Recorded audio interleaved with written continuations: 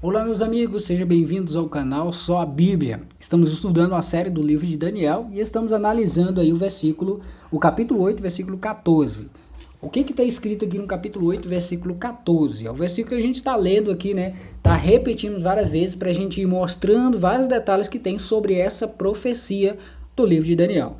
Aqui fala assim, ó, ele me disse, até 2.300 tardes e manhãs e o santuário será purificado. Essa contagem aqui a gente já estudou nos vídeos anteriores, né? A gente já entendeu que essa tarde e manhã, essa expressão tarde e manhã, quer dizer um dia de 24 horas. E 2.300 tardes e manhãs, a gente converte em profecia, né? Quer dizer 2.300 anos. Se você não está entendendo direito, se não consegue entender sobre esse versículo, é só você assistir toda essa série aí do livro de Daniel, que você vai se aprofundar bastante na profecia do livro de Daniel. E a gente está se deparando aqui agora com o santuário no céu, certo? Que nessa profecia fala que o santuário seria purificado, certo? Então a gente vai analisar agora, dentro da palavra de Deus, vai mostrar vários versículos para vocês verem com seus próprios olhos que de fato a Bíblia apresenta que existe um santuário no céu. A gente vai mostrar muitos detalhes aqui para vocês verem com seus próprios olhos. Olha só que interessante.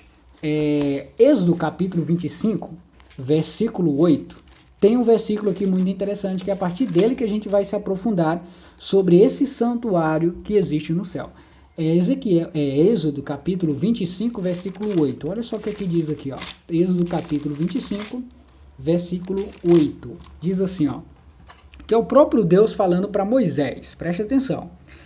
E me farão um santuário para que eu possa habitar no meio deles. Isso foi uma ordem que Deus falou para Moisés. Moisés, vocês vão fazer um santuário para que eu possa habitar no meio do povo. Então, Deus mostrou para Moisés como seria esse santuário. E isso é muito interessante. Os versículos que a gente vai ler vai mostrar muitos detalhes aqui que Deus mostrou para Moisés em visão como seria o santuário. E esse santuário, ele já existe. A gente vai ver dentro da própria Bíblia que ele já existe. Ele sempre existiu. Preste atenção aqui, ó.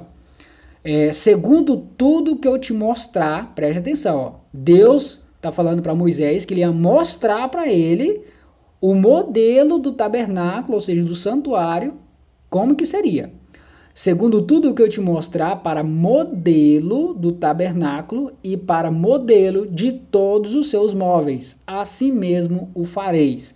Até os móveis ele viu nesse santuário que Deus mostrou para ele.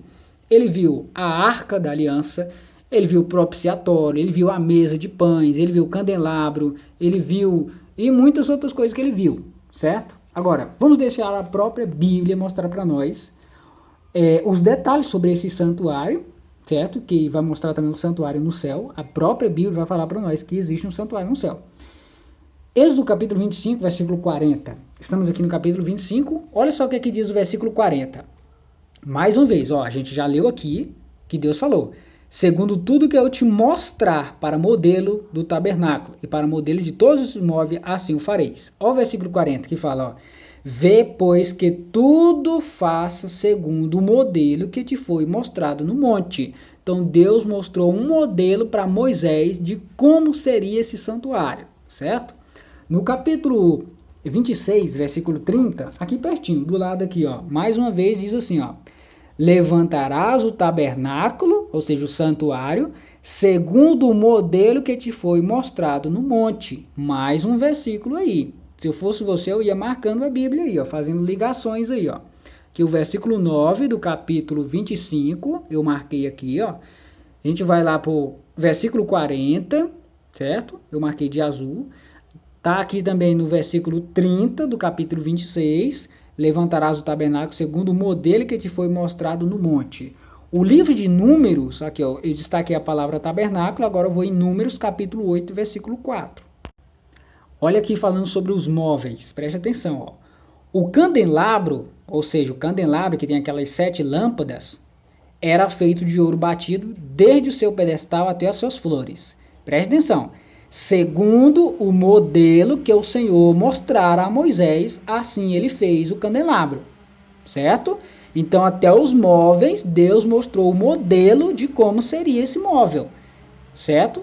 Deus está mostrando para Moisés aqui, mostrou para ele como seria o candelabro, como seria as mesas de pães, como seria todos os móveis desse santuário. Vamos mais para frente. Lá em Salmo 102, versículo 19, olha só o que fala. Salmo 102, versículo 19, fala assim, ó. Que o Senhor do alto do seu santuário, que santuário? A gente vai ver em detalhes. Desde os céus, onde está esse santuário? Desde os céus, baixou vistas à terra. Davi está falando aqui, o salmista está falando aqui que existe um santuário no céu, certo? Tem poucos detalhes nesse versículo, né? Mas vamos se aprofundar, deixar a própria Bíblia mostrar para nós.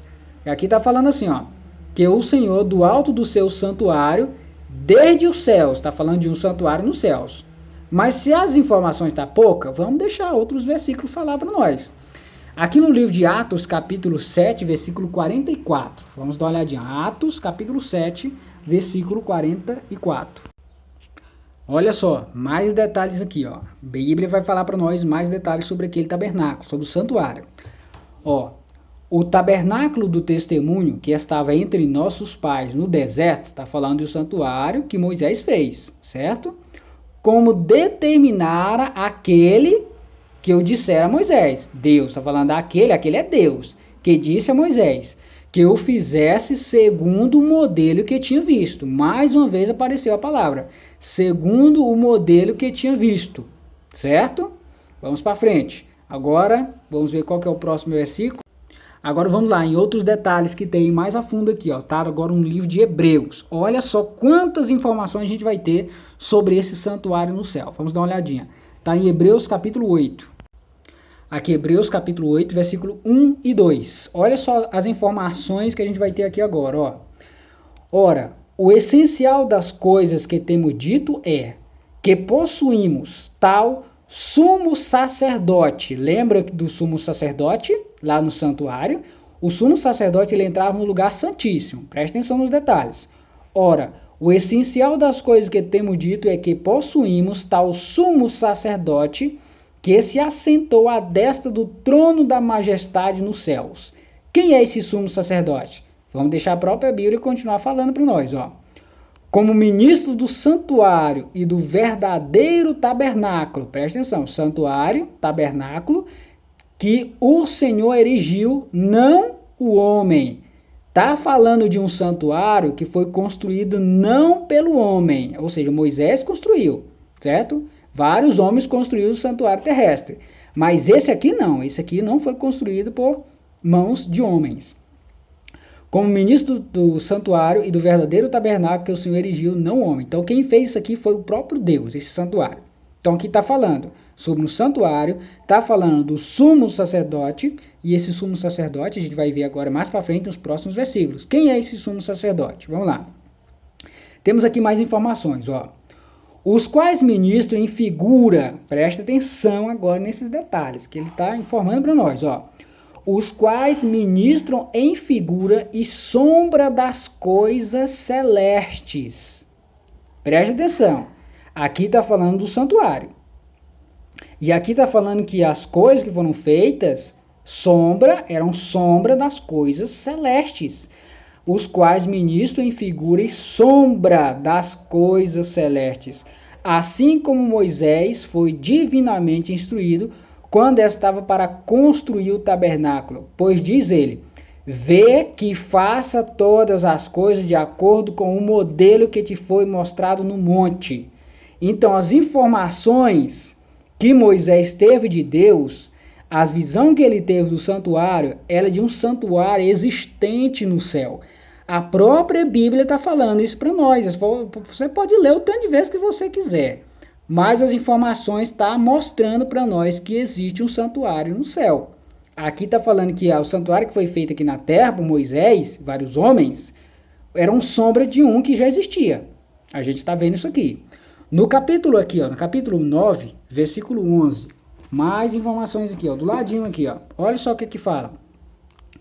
Quando, porém, veio Cristo como sumo sacerdote dos bens já realizados, mediante o maior e mais perfeito tabernáculo, não feito por mãos, quer dizer, não desta criação. Então aqui ele está falando de um santuário que não foi feito por mãos humanas. Está falando de um tabernáculo existente no céu. E quem é o sumo sacerdote? É Cristo, é Jesus, o sumo sacerdote nesse tabernáculo existente no céu. Versículo 23, mais informações aqui, ó. Vamos lá. Que diz assim, ó. Era necessário, portanto, que as figuras das coisas que se acham nos céus se purificassem com tais sacrifícios, mas as próprias coisas celestiais com sacrifícios a eles superiores. Presta atenção nos detalhes. Figuras. Lembra da palavrinha que a gente leu anteriormente? Sobre figuras aqui mais atrás no versículo, que eram sombras, e aqui está falando que eram figuras das coisas que se acham nos céus. Mais uma vez, informações mostrando para nós de um santuário celestial. Versículo 24. Porque Cristo não entrou em santuário feito por mãos. Jesus Cristo ele não entrou no santuário terrestre, certo? Figura do verdadeiro. Figura de quê? Do verdadeiro. Que verdadeiro é esse? Do santuário verdadeiro que existe no céu. Porém, no mesmo céu, para comparecer agora por nós diante de Deus. E qual a função de Jesus lá no céu? Sumo sacerdote. É ele que intercede por nós. Lembra que João lá fala? Temos um sumo sacerdote no céu. Temos um advogado junto ao Pai, certo? Que faz o quê? Ele intercede por nós. O que o sumo sacerdote fazia no santuário terrestre? Ele intercedia pelo povo, certo? Com o sangue do animal. E o que Jesus faz no céu? Ele intercede por nós. A função do sumo sacerdote, certo? Então, quando Irã Edson, ele teve aquela visão, ele teve a visão de que Jesus ele estava entrando no lugar santíssimo, entrando com a função de sumo sacerdote. Para fazer o quê? O dia do juízo, o dia da expiação. Então, aquele dia que a profecia fala, até 2.300 tardes e manhãs, e o santuário será purificado, então era o dia do juízo de Deus. É o dia que Jesus entrou no lugar santíssimo, atuando como sumo sacerdote, certo? Para iniciar o juízo, para perdão dos pecados do povo, certo? Para purificação dos pecados do povo. Quando acontecia o ritual lá no santuário terrestre, onde o sumo sacerdote ia lá dentro do Santo dos Santos, o que acontecia? Ele ia lá com o sangue do bode, né? E se apresentava diante do altar lá de Deus, lá no Santo dos Santos. Aquele véu que estava todo manchado, que era manchado de sangue durante o ano inteiro, é ali que chegava o momento da purificação do pecado do povo, né? E aí aquele véu do santuário era retirado para colocar outro novo. Aqui na terra ficava manchado de sangue o véu do santuário e era trocado por outro. Aqui simbolizava o pecado do povo, que era o sangue aspergido ali naquele véu. E então, como que no céu fala que haveria uma purificação do santuário? Como que acontece isso? No céu não tem impureza. Como que lá tem registro de pecado? É só você continuar lendo as escrituras, meus amigos. Se você ler no livro de Daniel e no livro de Apocalipse, fala que existe livros de registro. Registro de quê? Registro de pecados. Registro de pecados do povo. Certo? Não é que tem pecado lá no céu, mas tem o quê? Registro de pecados. E esses registros precisam ser o quê? Apagados. Então essa é a função de Jesus. Jesus entrou no lugar santíssimo para dar o início ao juízo, certo? Para que Deus pudesse dar o início ao juízo, para a purificação do pecado do seu povo, para que ele pudesse fazer o quê? Voltar. Para que ele pudesse voltar, certo? Porque quando Jesus voltar, todos os casos já vão estar o quê? Justificados. Qual que é o momento que decide a vida da pessoa, se vai para o céu ou se está perdida? Existem dois momentos. Um deles é quando a pessoa morre, já está decidido se ela vai para o céu ou se não vai. Não tem outra forma dessa pessoa se salvar. Ou quando ela morre está salva, ou morre está perdida. Não tem outro jeito, é só esse. E a outra coisa que acontece é no momento que Jesus para de interceder pela humanidade. Aí todos os casos também estão decididos. No momento que Jesus sai do santuário celestial, para de interceder, deixa de ter a função de sumo sacerdote, de intercessão, todos os casos da humanidade inteira estão decididos. Então, por isso que a gente tem que estar preparado o quê? Todos os dias. Porque no momento que Jesus parar de interceder, o nosso caso já está decidido. Se vamos ser salvos, se vamos ser perdidos. Por isso que a gente também tem que estar todo dia preparado, porque não sabemos o dia que a gente morre. Que a partir do momento que a gente morre, também já está decidido no nosso caso. Então, meus amigos, aqui está... E aí tem mais detalhes aqui sobre esse santuário celestial. O livro de Apocalipse, ele apresenta muitos detalhes. Em Êxodo capítulo 25, versículo 10, lá vai falar sobre a Arca da Aliança. Quando você lê aqui em Apocalipse 11, versículo 19, olha só que interessante, falando de um santuário celestial. A gente ainda está falando sobre isso. No Apocalipse capítulo 11, o versículo 19, olha só o que ele diz aqui, ó. Abriu-se então o santuário de Deus. Onde que está esse santuário? Que se acha no céu. E o que foi visto nesse santuário? E foi visto a arca da aliança no seu santuário. E sobreveio relâmpagos, vozes, trovões, terremoto e grande saraivada. O que João vê aqui em visão, meus amigos? Ele vê o santuário aberto e ele vê a arca da aliança no santuário. Onde ficava a arca da aliança, meus amigos? A arca da aliança ficava no lugar santíssimo, certo? No lugar santo dos santos. Ficava a arca da aliança. E o que tinha dentro da arca da aliança? Na arca da aliança tinha o maná, o cajado de Arão e tinha as tábuas dos 10 mandamentos. O que você acha que tem dentro da arca da aliança lá no céu? O que você acha que tem dentro da arca da aliança no céu? Lembra que Moisés fez de acordo com o modelo que ele tinha visto no céu? Lá na arca celestial tem as tábuas dos 10 mandamentos. Então, meus amigos, Jesus está lá no santuário celestial intercedendo por nós. A lei de Deus é para apontar o pecado do povo, mas Jesus, como nosso sumo sacerdote, está ali para interceder por nós. A lei de Deus, a função dela é só mostrar o que é o pecado. Ela não salva ninguém. Lei não salva ninguém. Ela está ali com a função de mostrar para a humanidade o que é o pecado. Quem nos salva é Jesus Cristo, certo? Mas a lei está ali, se é para mostrar o que é o pecado, a gente tem que se afastar do pecado.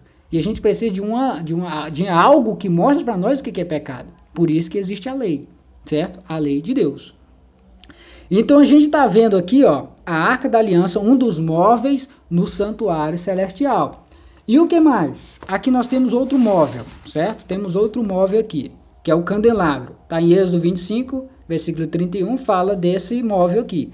Em Apocalipse capítulo 1, versículo 12, João também tem uma visão e ele vê alguém nesse compartimento aqui, andando no candelabro. O candelabro, ele ficava aqui no santuário celestial, no lugar santo, certo? Ele ficava nessa parte aqui, ó.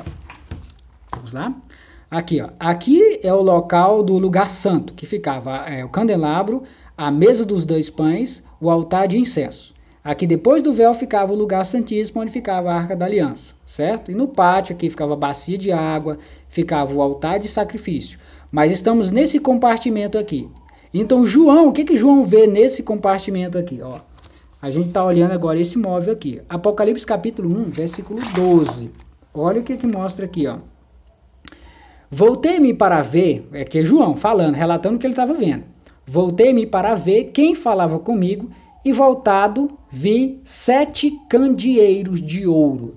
Lembra, irmãos, que no candelabro tem 7 tochas? Olha aqui, ó. Vamos lá. Aqui, ó, tem uma lâmpada, 2, 3, 4, 5, 6, 7. 7 lâmpadas. Esse é o candelabro.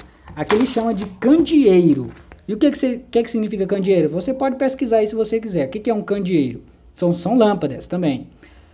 Voltei-me para ver quem falava comigo e voltando vi 7 candeeiros de ouro. Tá falando aqui do candelabro. E no meio dos candeeiros, um semelhante a filho do homem. Quem que estava aqui no lugar santo?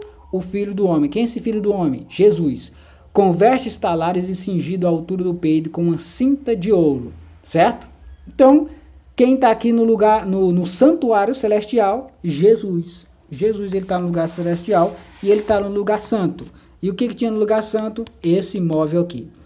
Tá, tem outro móvel também que é o altar de incenso, tá? Em Êxodo 30, versículo 1. Onde está na Bíblia mostrando que no santuário celestial tem o altar de incenso? Vamos lá, então. Apocalipse, capítulo 8, versículo 3. Então, tá aqui, ó. Apocalipse, capítulo 8, versículo 3. Tá aqui. Diz assim, ó. Veio outro anjo e ficou de pé junto ao altar. Preste atenção. Altar. Que altar é esse? Com um incensário de ouro, e foi-lhe dado muito incenso, para ofereceres com as orações de todos os santos, sobre o altar de ouro que se acha diante do trono. Certo, meus amigos? Então aqui, mais um móvel aqui, que é o altar de incenso. E assim tem mais outras coisas, irmãos. Certo? Então temos aqui a Arca da Aliança, tá lá no Apocalipse, o candelabro, Apocalipse, o altar de incenso, está mostrando que existem esses móveis no santuário celestial. A mesa de pães fala aqui da ceia do Cordeiro, né? Vamos lá, Apocalipse 19, versículo 9. Olha só, vamos olhar mais esse aqui. Apocalipse 19, versículo 9, fala assim, ó. Fala aqui, ó. Então me falou o anjo, escreve bem-aventurado aqueles que são chamados à ceia das bodas do Cordeiro.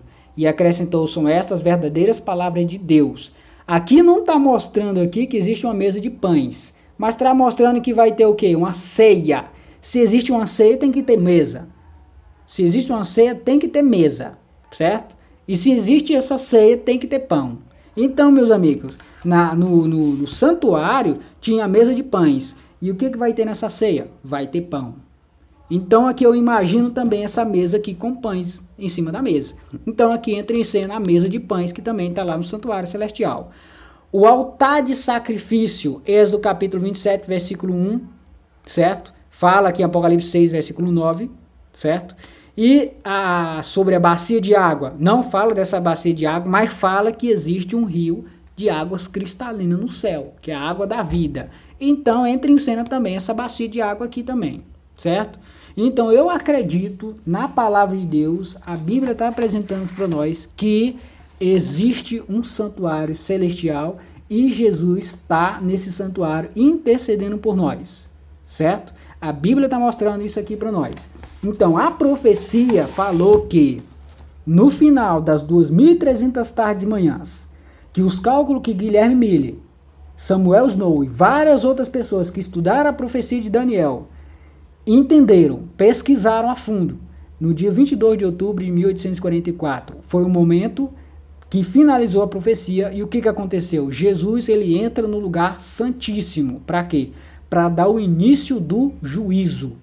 O início do juízo. Onde o momento, a decisão de todas as pessoas.